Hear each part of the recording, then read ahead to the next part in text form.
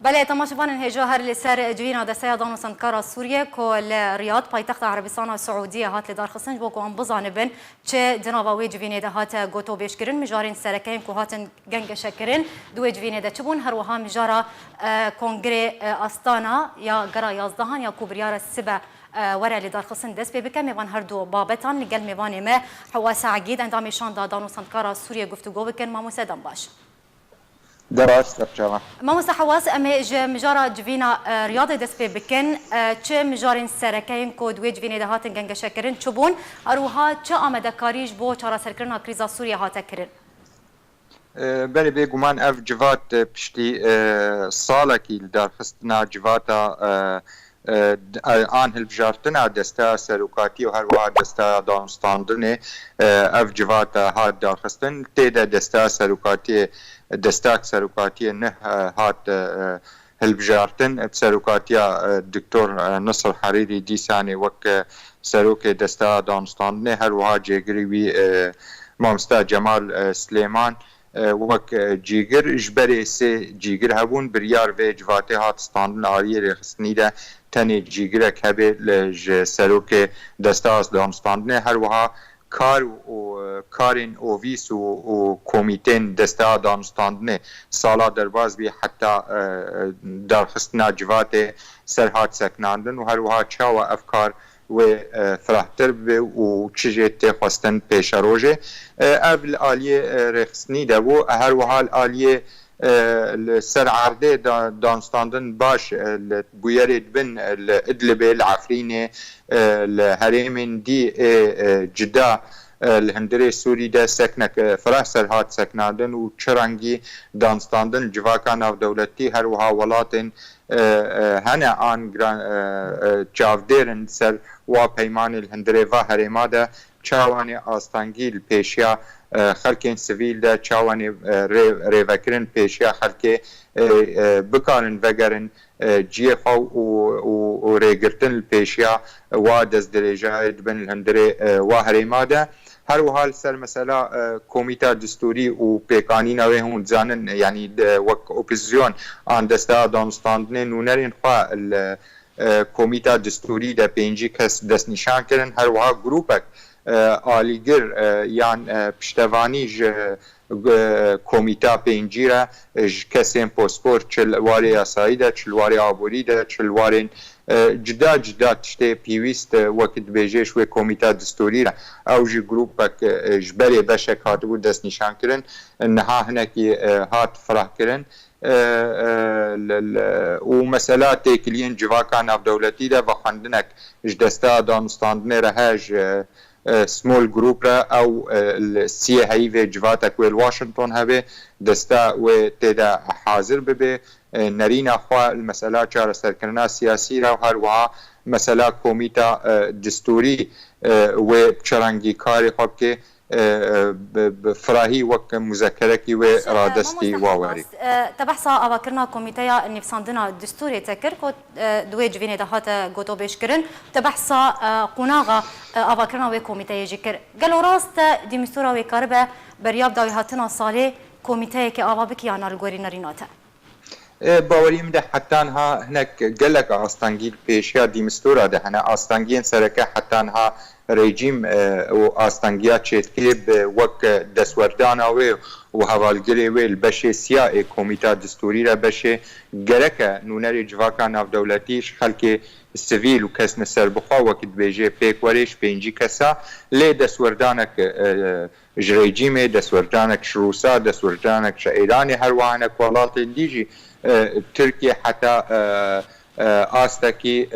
هر گروپ سمول گروپ تخوازن هر یک شوا برنگ کیش رنگا شریک بن دانینا و پینجیناوات ده پینجیناوین گریدای بنونر جواکان اف دولتی ده هر وها رژیم به آریکاریا ایرانیا یعنی ایران بهتر ایرو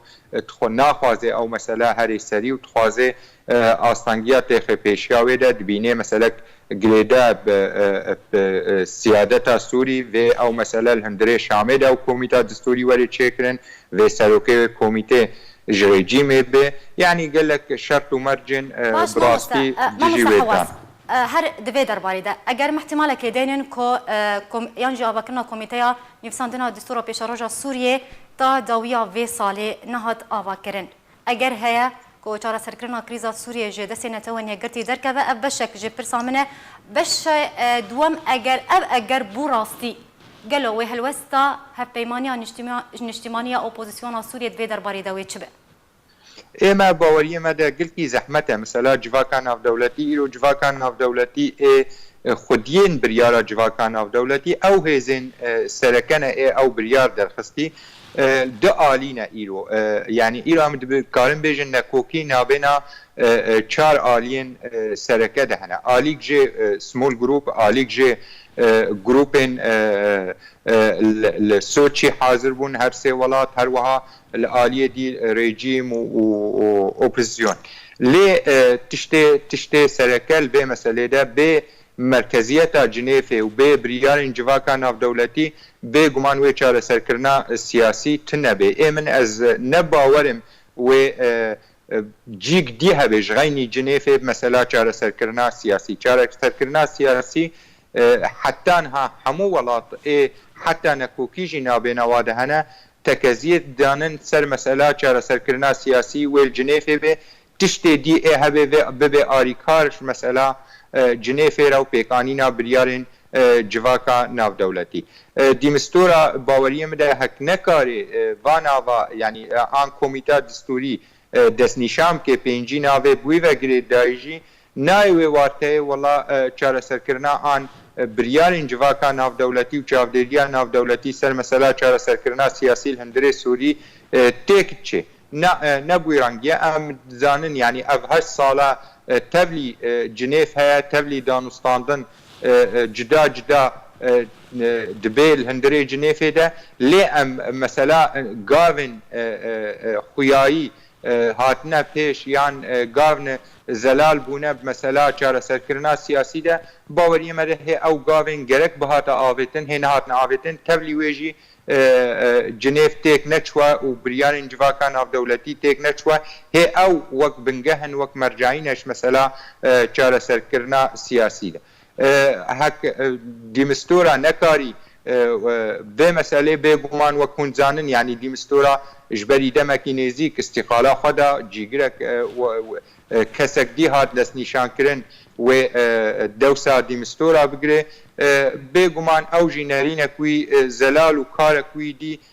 جدا و هبه بردوامیا کار جم دیمستورا هبو لرنگ و باوری مده و هنکی جدا بش رنگ دیمستورا نزیک بو و چرنگی آری کار ببره و چونا يعني برزغريكا سياسي بتواي باش ما مستحواس جبلي في خالي وكو تدسبيك تبحث كر تكو برسا فغرا بنابرين سوريا جبو ولات خويان جبو سوريا لسر مالو ملكن خوا يك جمجارين كو دجوينا رياضي دهاتا گفتگو كرن لغوري نارينا تا اگر هي اف برس دي دما كان يزيك ده تيكا بواري بجبجي كرين ده دي دما كو قالك ولاتن اوروبي تكزيه دكن كو فغرا يانجي مطرسي لسر فقرا بنابرين سوريا لسر مالو ملكيون هي ناريناتا بيغو مان شفاق قبتو كرنا ما جريداي بوج او بروجا روسا دابو بيش سر مثلا فقرا بنابرا وهروها بچرانگي وقرن مثلا آوا كرنا السوري وريفا كرنا البيشيا في ريجيمي رنگكيش رنگا دي ساني وك عربي نابلت كن إعادة تأهيل جوي ريجيم را چيكن دي ساني وگرين وك اف ريجيم ريفابريا هر تشتيل هندري سوري بكن وگرا پنابرا هنك شرط و مرجي وي هنا قول بريارين جواكا ناف دولتي او شرط و مرج وي بيكاني وي بنگهك آرامي هبه هك بنگهك آرامي الهندري سوريا دا ناي پیدا کرن بيگمان و پنابر نکارن وگرين جي خوان همو هرمین جدا جدا ایرو دستلات جدا الهندره سوری ده السر هنه هر هرمکی ده دستلاتك جدا هيا او دستلات خلقی پنابر هنك آستانگیل پیشیا و هنه حتی او آستانگی او مطرسین هنه حتی نیراکرن حتی بنگهک نکبن ام نکبن قوناغا سرکه و آراستی مثلا چاره سرکرنا سیاسی ده و بن چاودیریک ناف دولتی ده باوریم ده گلکی زحمت وگرا خلقی سر مثلا وگرا پنابرا وگرا خلکی الهندری سوری دجی سر مال و ملکی خوا او مثلا بگریدایا وەک بریارە جواکە ناودەوڵەتیشی دبێژێ خەلک حتا vegere vê birazîbûna xwe vegere heta xelk birazîbûna xwe jî vegere vê mercên ji ber derketîn sedemên ji ber derketî û penaber bî vê ew sedem nemînin lê mixabin seranserî Sûrî niha em dêna xwe dinê sedemên xelk ser ji ber wê penaber bûyî heta niha li Sûrî de hene و او جی تنه نابه و خلق جی خلاص نابن باوریه مده حتی روشا سیاسی و قناغا چاره سرکرنا سیاسی گاو نتی ده نای آوایتن بین چاودیریان آف دولتی الگوری نارینات گرا وی جاری وی چه تایبەتمەندیە وی هەیە یان جی وی وەکە گەرم بەری بێ وی جاری بێگومان دیسانی بەردەوامی سەر مەسەلا ئەو هەفپەیمانە هەبوو نابێنە هەر سێ وڵاتە و هەروەها گروپی چکدار و رژیم ده شانده گروپی چکدار و رژیم ده سر مثلا ادلبه و هف پیمانیا ادلبه و هریمه توایی و چرنگی آگر بستک تنبکن و چرنگی او گروپین تندرا و الهندره و هریمه ده و وانهلن چارسری کیش هبونا و الهندره و هریمه ده بینن هر وها مثلا وقاوكي باوريم دجبري چونا اسيتانا يكش تشتي هفدو رحاد بكن آوا كرنا هناك باوريه هناك قرتيل هفدو جهورتن وكون زانن بري دروجا هناك قرتيل هفدو جهورتن هر وحال سر مسألة در باس كرنا آريكاريال هناك هريمين دي هر سي خالين هر دو خالن سرکه ایش بریارا 22 5 و 4 خالا 14 و 15 او ای بهتر سکن سر دبه و دانستاندن سر وید تکرن لیل آلیه دیدش غینی دیتنا بشن گروپ یان شاندن چکدارا شند نونرتیا چکدارات که و هر وها شند اپوزیونه هنک هفدیتنین جدا نابینا هر سی ولاتا ده سر مثلا کومیتا دستوری بهبونا نونر جواکا ناف دولتی ها و کن زانن سه بشش کومیتا دستوری هنه گور بریارا 22 5 و 4 ده بش جه بش گریدای با اپوزیونه و ناو خود دست نشان کرنه هر وها بش رژیم جی ناو خود دست نشان کرنه آستانگی حتی هات که پیشیا نونر جواکا ناف دولتی سر بش سیا گرک او دست نشان بکه دست وردانک و ولاتا الهندره ویده هبول بشه سیاده هر وها آستانگین رژیم دانه پیشیا نونر جواکا ناف دولتی حتی انها نکاریه و پنجی ناوا دست نشام که باوریم ده و هنک دانستاندن فرح نابینا نونر جواکا ناف دولتی و هر سی ولاتا ده چه به سر مثلا بشه سیا کومیتا دستوری هک هفکرنک چه بو باوریم دن نونر جواکا ناف دولتی و راگ هینه کومیتا دستوری و بکاره وک دست پیکه دست نشام که و ما وک جواتا ناف دولتی کاری کومیتا دستوری پیک بینه هر وها پشتی و جواتک دی وک من جبری نها گوت گلکی گرنگ ها و الواشنطن به گروپین سمول گروپ و هفدیتنکی که اوجی و سکنک فرح سر مثلا کومیتا دستوری و دست نشان کرنا کومیتا دستوری چه به اف بشین سرکنه ایل اسیتانا سر هر دو آستا چه به آستک وک مگوت و نابینا رژیم اپوزیون ده به آست دی نابینا هر سه ولاتا و نونر جواکا ناف دولتی ده باش ماموستا یعنی ده گر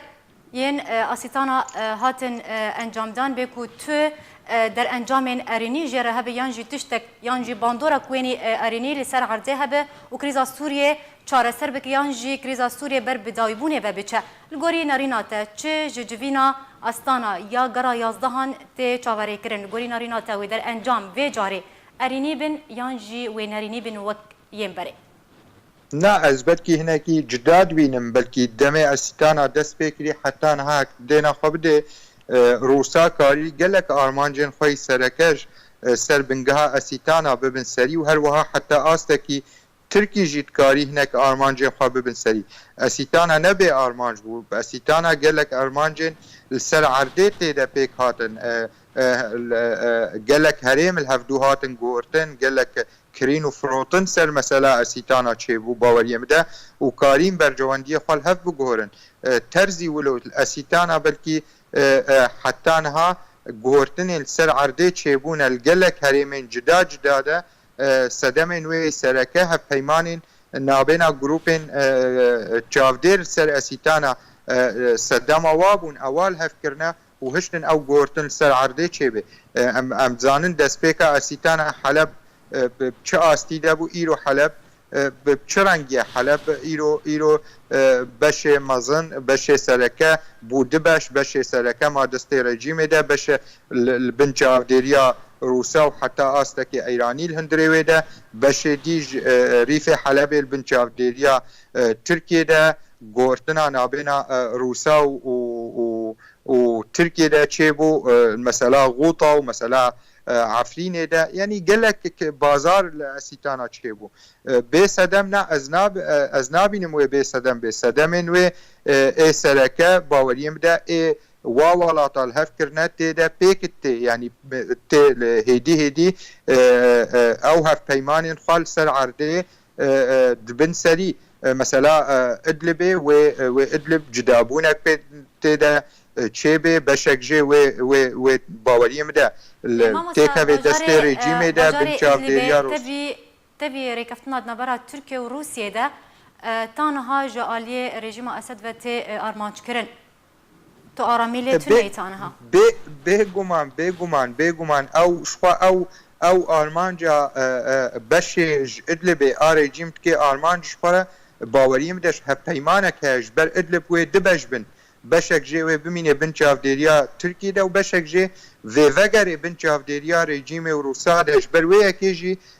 شر الوی بشیده بردوامه و رژیم شر الوی بشیده کهش بر پیمان الهفکرنک او هفکرن و هری سری مدیت بچرانگی گروپین چکدار چکی خواه وقت بیجه ای گران رادست کرن و هر وها وگران و هر وها الآلیه دیده جی ری هاد وکرن و هریمن گرک رادستی رژیم به و چاوانی گروپین تندرا و بنساناوی گروپ تندرا باش يعني ما مصل قولي نارينات ام دكارم بيجن كريزا سوريا جي چارا سركرنه نزيك بويا باوریه مده از بیجم نه چاره سرکرنا تمامی آسیاسی امریکا بیجن نزدیکی چاره سرکرنا تمامی آسیاسی بوده لی هریمن چاودیریا ناو دولتی یان ناو لیبکن مناطق نفوس سینوری و زلال بن سراست بوده او مثلا سینورا و الهفکرنه ناو دولتی نزدیکی داویت به باوریه مده بله قالك سپاسش بو میوان محواس عقید اندام شاندا دانو سندکارا سوریه باوی کی زندیو تلگل مبوزور سپاسش بو اخفتن و زانیاری انت